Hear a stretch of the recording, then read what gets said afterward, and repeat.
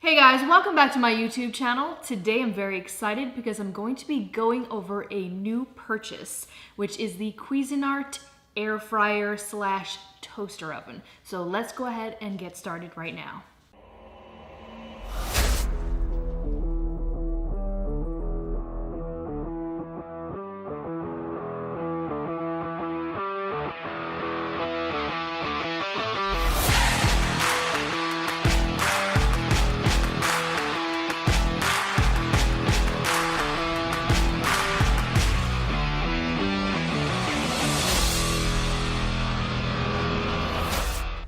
So the first thing I want to go over is basically what comes in the air fryer. Now it actually comes with a drip pan, which is pretty much standard for any type of toaster oven.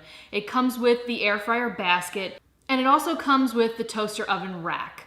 One thing that I want to note with the drip pan is that it does actually have that Teflon coating. They did take out one of the chemicals used, which is one of the chemicals of concern, and I'll put that in the description of the video. So they did actually take that out.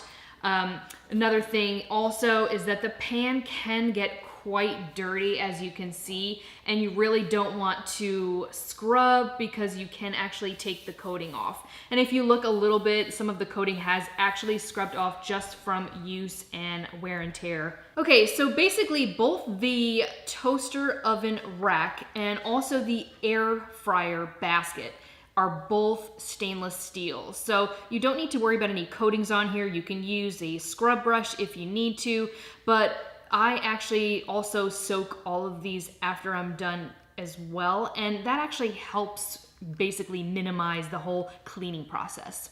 So one of the things that you need to pay attention to is the placement of the racks and the drip pan, depending on what type of method that you're gonna be cooking. So whether you're going to be broiling, baking, air frying, or toasting, it actually matters what placement the basket is in, the drip pan is in, and of course also the actual toaster rack. Now, if you look here, there's actually two numbers, a 1 and a 2. In the booklet, it actually does tell you where you're supposed to place the basket and also the toaster oven rack as well as the drip pan. Okay, so let's go ahead and take a look at the first bezel on the left. Now, this is actually going to be strictly just to turn the oven on and also to set the timer. The second bezel is basically for the temperature. So depending on what you are trying to cook, you can warm it, you can set it to 250, 3, and so on. And it also has a little section for toast and broil.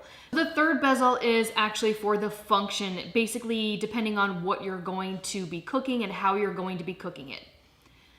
So if you look, it's got a warm, if you're just trying to basically warm something up. It has got a broil function, and it also has a broil convection function, a toast function, a bake, and a bake convection. And then if you look at the very last section right here, this is where you would set it to air fry. So the very last bezel all the way here to the right is strictly just for toasting. So you can choose if you'd like to have it light, medium, or dark, and of course anything in between. So this last little button is very simple. It's just for the light. So although the toaster oven looks very big and bulky, it has these nice handles, as you can see on the side, and it really helps to basically be able to pick it up easier and place it on your countertop.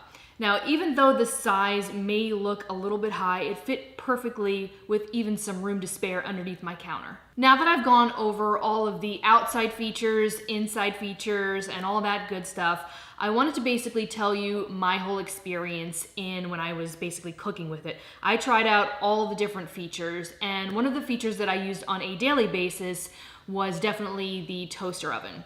One thing that I did note was that it does actually take a little bit longer of a time for the toast to actually get toasty, if that makes sense.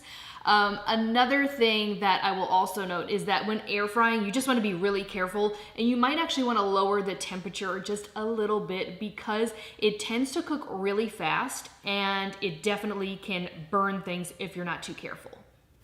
I also tested out the broil feature, and it did cook hamburgers really well. It didn't burn them, and it kept them juicy inside, basically kind of like your perfect hamburger. So one of the things that I'm definitely not going to do in there that I did with my previous air fryer was to cook a whole chicken in it.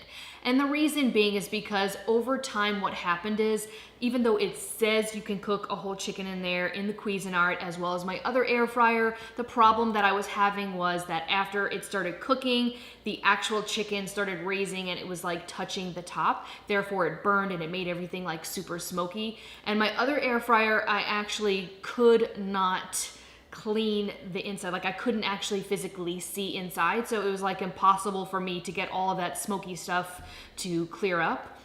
So I ended up having to basically use it in my garage, which was kind of crazy. So with this one, I am being very careful. I'm making sure that nothing touches the top. I did have one time that I cooked wings and I noticed that I put a lot in there. And so you really want to be careful with that. But I did notice it touched a little bit. And so the great thing about this air fryer is that you can open it up with this wonderful door and you can actually see above at the top, so you can actually just lightly wipe away any type of debris that might be sticking to it. So the last thing that I'm going to mention about this air fryer is the cleaning method. You want to make sure that you're not using anything abrasive because it can actually kind of scratch at that coating, so you want to be careful with that.